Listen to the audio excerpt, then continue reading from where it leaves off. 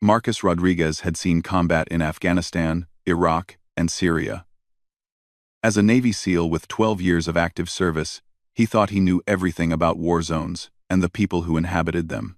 His muscular frame bore scars from shrapnel, his eyes held the 1,000-yard stare of a warrior, and his confidence bordered on arrogance when it came to assessing threats and capabilities. That confidence would be shattered in a small field hospital in Somalia, where he lay recovering from a bullet wound to his left shoulder. The injury wasn't life-threatening, but it had effectively ended his current mission and landed him in this makeshift medical facility run by Doctors Without Borders. The hospital was nothing more than converted shipping containers and canvas tents, situated dangerously close to rebel-controlled territory. Sarah Chen didn't look like much to Marcus. At 5 feet 4 inches tall and weighing maybe 120 pounds soaking wet, the 32-year-old nurse appeared fragile and out of place in this harsh environment. Her black hair was always pulled back in a practical ponytail, and her scrubs hung loosely on her small frame. She spoke softly, moved quietly through the wards, and seemed to jump at sudden noises. To Marcus, she embodied everything weak about civilians who thought they could make a difference in war zones. "You shouldn't be here," Marcus told her bluntly on his second day, as she checked his bandages with gentle hands. "This isn't a place for someone like you." Sarah's dark eyes met his briefly before she looked away. "Someone has to help the wounded," she replied in her quiet voice, her slight accent revealing her Chinese-American heritage. Marcus snorted. "When the shooting starts, you'll be the first one running. I've seen it before. Civilians think they're brave until bullets start flying." Sarah didn't respond, simply finished her work and moved on to the next patient. But Marcus noticed something in her eyes, a flash of something that didn't match her meek exterior. He dismissed it as hurt feelings and forgot about it. The field hospital treated a mix of patients: coalition forces, local civilians, and sometimes even captured enemy combatants. Sarah treated them all with the same quiet dedication, never showing favoritism or fear. She worked 18-hour shifts, barely ate, and slept in a small tent behind the main medical facility. Other staff members clearly respected her, but Marcus couldn't understand why. Dr. Elena Vasquez, the lead surgeon and Sarah's closest friend at the facility, tried to explain it to Marcus one evening. "You're judging her by her size," the older woman said as they sat in the makeshift cafeteria. "Sarah has been in more combat zones than most soldiers. She's seen things that would break stronger people." "She's a nurse," Marcus replied dismissively. "Not a fighter." Elena laughed, a sound without humor. "You have no idea what you're talking about. Sarah was in Aleppo when the hospital she worked at was bombed 3 times in 1 week. She was in South Sudan during the worst of the fighting. She's been in places where medical personnel were specifically targeted." Marcus wasn't convinced. "Being in dangerous places doesn't make you dangerous." "No," Elena agreed. "But surviving them does something to you. Changes you." That conversation took place on a Tuesday. By Thursday, Marcus would understand exactly what Elena meant. The attack came at dawn, just as the morning shift was beginning their rounds. Marcus was awake, staring at the ceiling of his tent and planning his return to active duty, when the first mortar round exploded 50 meters from the hospital perimeter. The sound sent him rolling out of his cot, his combat instincts taking over despite his injured shoulder. Outside, chaos erupted. Rebel forces had surrounded the hospital compound during the night, and now they were launching a coordinated assault. The security detail, 4 local guards and 2 coalition soldiers, were already engaged in a fierce firefight at the main gate. Automatic weapon fire echoed across the compound, punctuated by the whistle and crash of incoming mortars. Marcus grabbed his sidearm from his personal effects and moved toward the sound of gunfire, his SEAL training overriding the pain in his shoulder. But as he emerged from his tent, he saw something that stopped him cold. Sarah Chen was calmly walking between the medical tents, seemingly oblivious to the bullets whizzing overhead. She wasn't running or hiding. She was organizing. "All patients who can move. To the reinforced bunker now," she called out in a voice that carried authority Marcus had never heard from her before. "Walking wounded. Help carry the stretcher cases. Move quickly. But don't panic." A mortar round exploded 20 meters away, showering the area with dirt and debris. Sarah didn't even flinch. She continued coordinating the evacuation with the precision of a military officer, directing patients and staff with quick, decisive commands. Marcus watched in amazement as the quiet, meek nurse transformed into someone completely different. Her movements were efficient and purposeful, her voice steady and calm. She seemed to anticipate where the next threat would come from, positioning herself to shield patients from incoming fire. "Sarah," Dr. Vasquez called out from the surgery tent. "We have 3 patients who can't be moved." "Sarah." "I'll stay with them," Sarah replied without hesitation. "Get everyone else to safety." That's when Marcus realized she wasn't planning to evacuate. She was planning to stay and fight. The rebel forces had clearly done their reconnaissance. They knew the hospital's layout, its weak points, and its limited defenses. What they hadn't counted on was encountering someone like Sarah Chen. As the security forces at the perimeter began to fall back, overwhelmed by superior numbers, Sarah disappeared into the main medical tent. Marcus followed, his curiosity overcoming his caution. Inside, he found her kneeling beside a lockbox he'd never noticed before. Her hands moved with practiced efficiency as she entered a combination and opened the metal container. Inside was equipment that definitely didn't belong to Doctors Without Borders. Military-grade communications gear, tactical medical supplies, and what appeared to be components for improvised explosive devices. Sarah's fingers worked quickly, assembling something that looked disturbingly familiar to Marcus's trained eye. "What the hell are you doing?" he demanded. Sarah looked up, and for the first time, Marcus saw her eyes clearly. There was no fear there. No uncertainty. There was only cold, calculating intelligence, and something that looked very much like controlled fury. "My job," she said simply.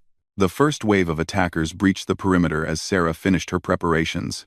Through the tent opening, Marcus could see armed men in mismatched uniforms advancing through the compound.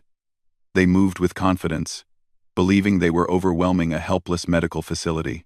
They were about to learn otherwise. Sarah stood, her transformation complete. The nervous, quiet nurse was gone.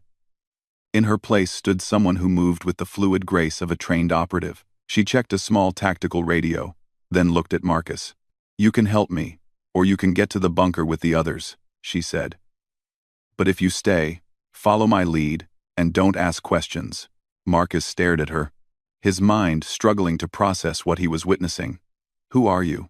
Sarah's expression softened slightly, and for a moment, the gentle nurse he'd known appeared again. "Someone who really doesn't like it when people threaten her patients." The sound of approaching footsteps ended their conversation. The attackers were close now, and there was no more time for explanations. Sarah moved to the tent's rear exit, gesturing for Marcus to follow. As they slipped out into the chaos of the compound, Marcus realized that everything he thought he knew about Sarah Chen had been completely wrong. The quiet, frightened nurse had been a facade. The real Sarah was about to reveal herself, and Marcus had the distinct feeling that the rebel forces had just made a very serious mistake. The attack was intensifying, with more explosions echoing across the compound. In the distance, Marcus could hear the distinct sound of heavy weapons being brought to bear. The rebels weren't just raiding the hospital, they were trying to destroy it completely. But as Sarah led him through the smoke and chaos, moving with the confidence of someone who had done this before, Marcus began to suspect that the attackers had seriously underestimated their target. Whatever Sarah's real background was, she clearly had training and resources that went far beyond medical care. The morning sun climbed higher, casting long shadows across the compound as the battle for the hospital began in earnest. And somewhere in those shadows, a small nurse was preparing to teach 45 armed men a lesson they would never forget. Sarah moved through the compound with purpose, leading Marcus away from the main medical facility toward what appeared to be a maintenance shed. Her transformation continued to astound him. Every movement was calculated, every step deliberate. She wasn't running from the fight, she was positioning herself for it. "Stay low and follow my exact path," she instructed, her voice carrying the authority of someone accustomed to being obeyed in combat situations. The ground here is mined with pressure-sensitive devices I placed yesterday. Marcus nearly stumbled. You mined the hospital compound? I mined the approaches to critical infrastructure, Sarah corrected, never breaking stride. There's a difference. It's a difference. As if to prove her point, an explosion erupted behind them where 3 rebels had been advancing toward the generator building. The blast sent 2 of them flying, while the third stumbled backward, screaming. Sarah didn't even look back. How did you know they would come? Marcus demanded, struggling to keep up despite his training. Because they've been watching us for 3 weeks, Sarah replied matter-of-factly. Same pattern every time.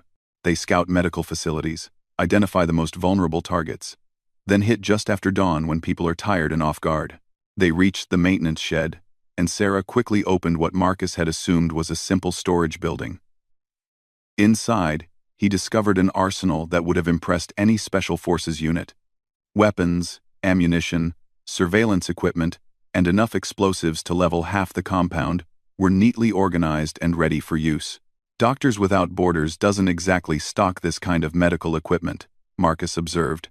Sarah was already moving, checking weapons with practiced efficiency. Doctors Without Borders doesn't. But someone has to protect them when they're trying to save lives in places like this. And she handed Marcus a tactical rifle, noting his injured shoulder. Can you shoot left-handed? I can shoot with my teeth if I have to, Marcus replied, his respect for this woman growing by the minute. Good, because we're about to get very busy. Through the small window, Marcus could see rebel forces spreading throughout the compound. They moved in coordinated teams, suggesting better training and leadership than typical militia groups. These weren't desperate locals fighting for scraps, this was an organized military operation. Sarah activated a tablet that displayed a detailed map of the compound, complete with real-time positions of both friendly and hostile forces. Small red dots moved across the screen, showing the exact locations of the attacking forces. Surveillance network I installed on my second day here, she explained, seeing Marcus's expression. Motion sensors, cameras, and a few other toys that help keep track of who's where. The red dots were converging on the main medical facility where the patients and staff were sheltering. Sarah's expression hardened as she watched their movement patterns. They're not just here to raid supplies, she said grimly. Look at their formation. They're planning to eliminate everyone in the facility. Marcus studied the screen and felt his blood run cold. She was right. This wasn't a robbery or even a typical terrorist attack. Someone wanted to send a message by completely destroying the hospital and everyone in it. We need to call for backup, Marcus said, reaching for his radio. Already did. Coalition forces are 45 minutes out. We don't have 45 minutes. Sarah shouldered a rifle that looked military spec but had modifications Marcus didn't recognize. Those patients can't be moved, and the bunker won't hold against the explosives these people brought. How many attackers are we talking about? Sarah consulted her tablet again. 45 confirmed. Possibly more in reserve outside my sensor range. All armed with automatic weapons, RPGs, and enough explosives to level this entire facility. Marcus stared at her. Even with his SEAL training and her mysterious background, those were impossible odds. We can't take on 45 armed men. That's suicide. Sarah looked at him with something that might have been disappointment. I'm not planning to take them on, Marcus. I'm planning to stop them. There's a difference. Before he could ask what that difference was, Sarah was moving again. She gathered several devices from the arsenal, things that looked like tactical radios but had additional components Marcus didn't recognize. She also grabbed what appeared to be a modified medical bag. Your job is to protect the medical facility, she told him as they prepared to leave the shed. Stay mobile. Keep them from getting close to the bunker. And trust that I know what I'm doing. What's your job? Sarah's smile was unlike anything Marcus had ever seen from her. It was calm, confident, and absolutely terrifying. My job is to make them regret ever coming here. They split up as soon as they left the shed. Marcus headed toward the medical facility, using every piece of cover available as bullets whined overhead. Behind him, Sarah disappeared into the maze of supply tents, and equipment containers that surrounded the main compound. The first indication that Sarah was implementing her plan came when the compound's power grid began fluctuating. Lights flickered throughout the facility, and Marcus could hear confused shouting from the attacking forces. Their night vision equipment and electronic communications were being disrupted by some kind of electromagnetic interference. Then the explosions started. Not random explosions, carefully planned detonations that took out specific targets. The rebels' heavy weapons position was the first to go, eliminated by what sounded like a precision charge that left the surrounding area untouched. Next was their communications hub, identified by the distinctive whine of radio equipment being destroyed. Marcus reached the medical facility's defensive position just as the first wave of attackers arrived. The remaining security forces were badly outnumbered and falling back rapidly. Marcus took up position behind a concrete barrier and began picking off targets, his SEAL training proving invaluable despite his injured shoulder. But even as he fought, he found himself distracted by what was happening elsewhere in the compound. Sarah was systematically dismantling the attacking force with a precision that defied belief.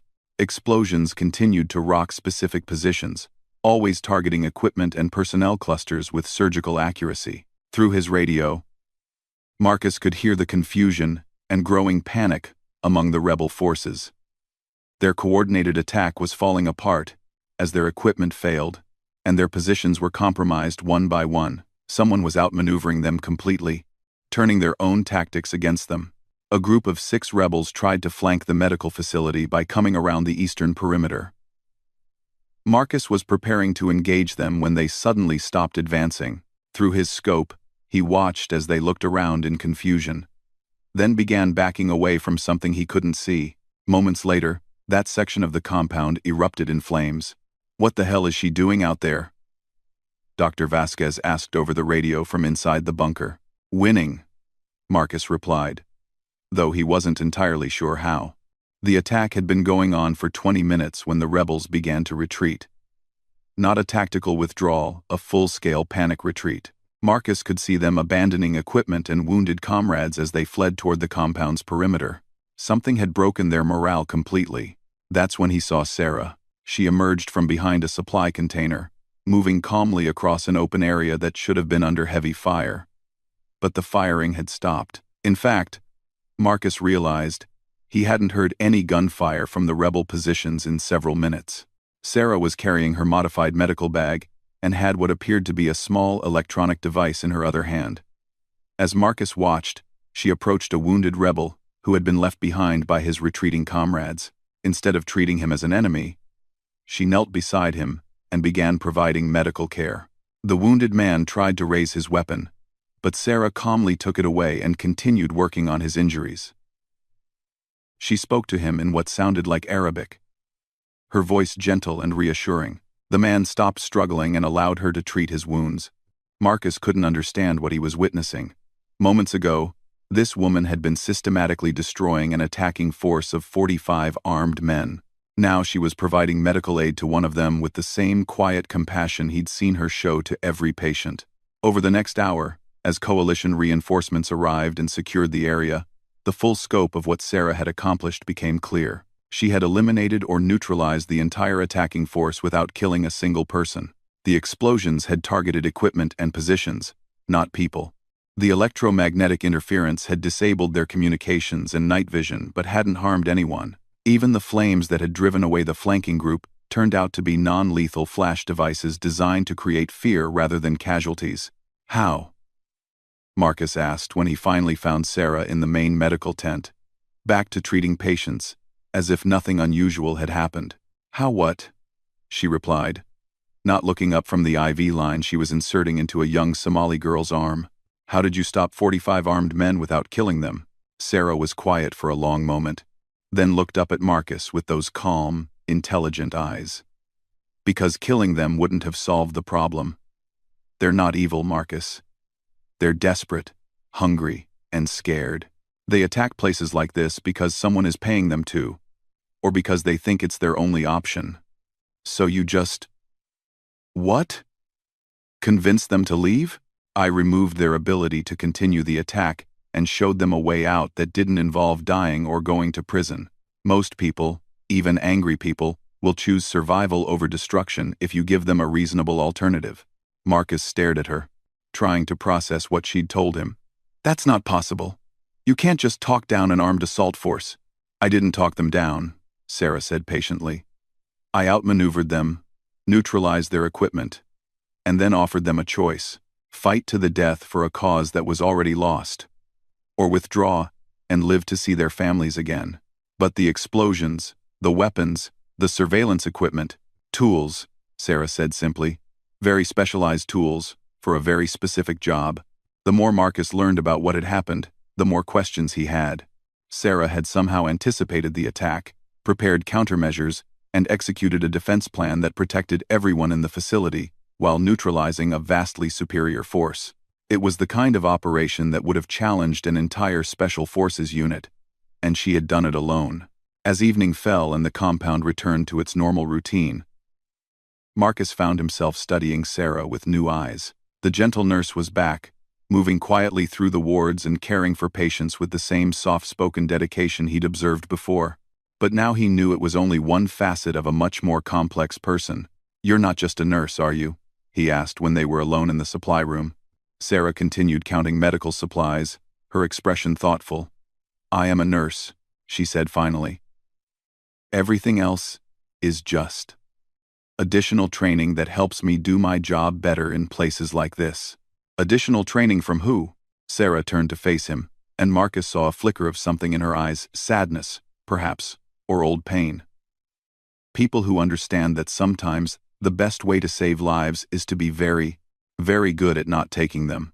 That night, as Marcus lay in his cot thinking about everything he'd witnessed, he realized that his assumptions about strength and weakness, about courage and fear, had been completely shattered by a 5'4" nurse who looked like she couldn't hurt a fly. But there were still questions. Sarah's equipment, her training, her advanced knowledge of the attack, none of it made sense for a simple medical volunteer. There was clearly more to her story. And Marcus found himself determined to understand exactly who Sarah Chen really was. The attack had been repelled, the hospital was safe, and the patients were recovering.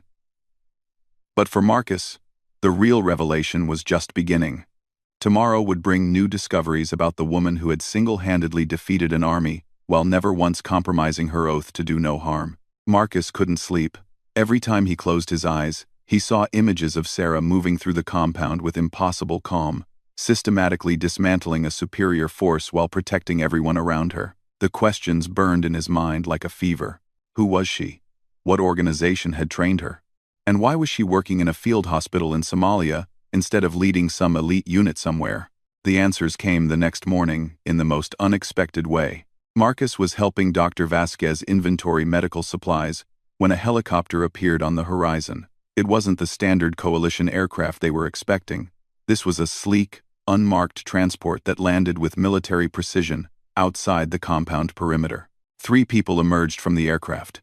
2 men in civilian clothes, who moved like operators, and a woman in her 50s, wearing the insignia of a colonel in an organization Marcus didn't recognize. They requested a meeting with Sarah immediately. I was wondering when you'd show up, Sarah said when the visitors were escorted into the main tent. Her voice carried a weariness that Marcus had never heard before. The colonel, a stern-faced woman with graying hair and intelligent eyes, studied Sarah carefully. The attack was observed by satellite. We need a full debrief. The attack was repelled with 0 friendly casualties and minimal enemy losses, Sarah replied in a tone that suggested she'd given similar reports before. Mission parameters were maintained. Your mission parameters were to provide medical aid and gather intelligence, the colonel said sharply. Not to engage in active countermeasures against a reinforced platoon. Sarah's expression didn't change. My primary mission parameter has always been to protect civilian lives. Everything else is secondary. Marcus found himself forgotten in the corner of the tent as the conversation continued. Gradually, pieces of Sarah's real identity began to emerge. She wasn't just a nurse, she was something called a medical operations specialist for an organization that seemed to operate in the shadows between military and civilian agencies. Her job was to embed with humanitarian organizations in unstable regions, providing both medical care and intelligence gathering, while serving as a last line of defense for civilian populations. It was work that required extensive medical training, advanced combat skills, and the psychological ability to switch between healer and protector at a moment's notice. "How long have you been doing this?" Marcus asked Sarah later, after the visitors had left with their debrief. 8 years, Sarah replied, her voice quiet again now that the official business was finished. "Started right after I finished my nursing degree in specialized trauma training. 8 years of this? How many times have you had to do what you did yesterday?" Sarah was quiet for a long moment, staring out at the compound where children were now playing soccer between the medical tents. "More than I'd like, less than I feared when I started." The full scope of Sarah's background slowly became clear over the following days. She had medical degrees from Johns Hopkins and specialized training in emergency surgery, trauma care, and psychological counseling, but she also had other qualifications that painted a very different picture. Advanced certifications in explosive ordnance disposal, electronic warfare, psychological operations, and something called non-lethal engagement protocols. She spoke 6 languages fluently, had served in medical capacities in every major conflict zone of the past decade, and had been decorated by 3 different governments for her humanitarian work. Yet she'd never carried a rank, never worn a uniform, and never officially existed in any military database. "We call them angels, Doctor," Vasquez explained to Marcus one evening. "People like Sarah who show up in the worst places and somehow make them a little bit safer. They're not soldiers, but they're not exactly civilians either. They exist in the spaces between, where someone needs to make sure the people trying to help don't get killed for their efforts." Marcus began to understand the weight that Sarah carried. She lived constantly in 2 worlds, the world of healing and the world of conflict. She had to be prepared to save lives and to protect them, often simultaneously. It required a kind of mental flexibility that Marcus couldn't fully comprehend. "Doesn't it mess with your head?" he asked Sarah one afternoon as they worked together treating patients in the children's ward. Switching back and forth between helping and fighting, Sarah considered the question carefully while checking the bandages on a young boy who'd been injured by an unexploded mine. "I don't think of it as switching," she said finally. "It's all the same job, really, protecting life. Sometimes that means administering antibiotics. Sometimes it means neutralizing people who want to harm innocent civilians. The tools are different, but the purpose is the same. But you could have killed those attackers easily. I saw your equipment, your positioning. You had them completely outgunned and outmaneuvered. Why didn't you?" Sarah's hands never paused in their gentle care of the child. But Marcus saw something flicker across her expression. "Because once you start taking lives, even justified ones, it changes you. I've seen what happens to people who cross that line too often. They start seeing enemies everywhere, start solving problems with violence first, and compassion second. I can't do my real job if I become that person." It was a philosophy that Marcus struggled to understand. In his world, enemies were eliminated efficiently and permanently. The idea of neutralizing a threat without eliminating it seemed unnecessarily complicated and risky. But as he watched Sarah work over the following days, he began to see the wisdom in her approach. The rebels who had attacked the hospital began sending their wounded to the facility for treatment. Word had spread that the small nurse who had defeated them had also ensured that their injured comrades received medical care. Rather than creating more enemies, her actions had begun to build bridges. Local leaders who had previously been suspicious of the hospital started visiting, bringing their own injured and sick. They spoke of Sarah with a mixture of awe and respect that Marcus had never seen directed toward any military figure. She had become something more powerful than a soldier. She had become a symbol of protection and healing in a region where both were desperately needed. "This is why we do it this way," Sarah explained as they watched a former rebel fighter helping to unload medical supplies from a convoy. The man had lost his leg in an explosive accident the week before and was now volunteering at the hospital while he recovered. "Kill him, and his friends want revenge. Save him, and maybe his friends decide we're not the enemy after all." Marcus's time at the hospital was coming to an end. His shoulder had healed enough for him to return to active duty, and his unit was requesting his immediate return. But leaving felt wrong somehow.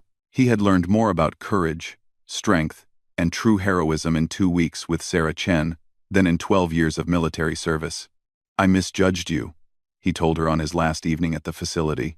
They were sitting outside the main tent, watching the sunset paint the African sky in brilliant oranges and purples. "I thought you were weak because you were quiet. I thought you were frightened because you were careful. I was completely wrong." Sarah smiled, the gentle expression he'd first seen her wear. "You weren't wrong about everything. I am frightened. Most of the time. And I am careful. Being scared and being brave aren't opposite things, Marcus. Sometimes being scared is what makes you brave." "What scares you the most?" "Failing," Sarah said without hesitation. "Having someone die because I wasn't good enough, fast enough, or smart enough to protect them. Every patient who comes through those doors is trusting me with their life. That's terrifying and wonderful at the same time." As Marcus prepared to leave the next morning, Sarah gave him something unexpected, a small card with contact information. "If you ever decide that there might be other ways to serve," she said, "call that number. We're always looking for people who understand that real strength isn't about how much damage you can do, but how much damage you can prevent." Marcus looked at the card, then at Sarah. "Are you trying to recruit me? I'm telling you that there are options you might not have considered. Ways to use your training and experience to build things, instead of just breaking them." The helicopter that came to collect Marcus was the same coalition aircraft that had brought him to the hospital weeks earlier. As it lifted off, he looked down at the facility that had become so much more than a medical station. It was a beacon of hope in a region where hope was rare. Protected by a woman who had redefined everything he thought he knew about warfare and healing. 6 months later, Marcus found himself in a training facility in Virginia, learning about non-lethal engagement protocols and advanced medical techniques. The transition from Navy SEAL to medical operations specialist was challenging, requiring him to unlearn some deeply ingrained habits and develop entirely new ways of thinking about conflict and resolution. But every time he struggled with the complexity of his new role, he remembered a small nurse who had defeated 45 armed men without firing a single lethal shot, then spent the rest of the day treating patients with the same gentle hands that had dismantled a military assault. Sarah Chen had shown him that true strength wasn't about overpowering your enemies, it was about finding ways to turn enemies into allies. To protect the innocent while preserving the humanity of everyone involved. It was harder than anything he'd ever done as a SEAL, but it was also more rewarding than any mission he'd ever completed. Years later, when people asked Marcus about the most impressive combat operation he'd ever witnessed, he would tell them about a field hospital in Somalia, where a nurse who looked like she couldn't hurt a fly had single-handedly protected an entire medical facility while never once compromising her oath to do no harm.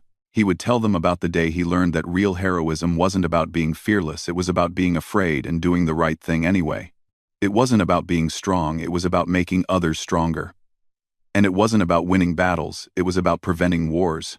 Most of all, he would tell them about Sarah Chen, the woman who had taught him that sometimes the most powerful weapon in the world is a healer's hands, guided by a protector's heart. The field hospital in Somalia continued to operate under Sarah's protection for 3 more years, becoming a model for medical facilities in conflict zones around the world. Her methods were studied, her techniques were taught, and her philosophy spread to a new generation of medical professionals who understood that healing and protecting were 2 sides of the same sacred calling.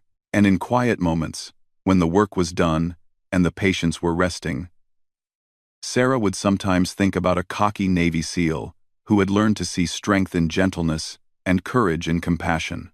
She hoped that wherever his new path had taken him, he was making the world a little bit safer for people who needed healing in dangerous places. Because that, after all, was what real heroes did. They made the world better, one life at a time.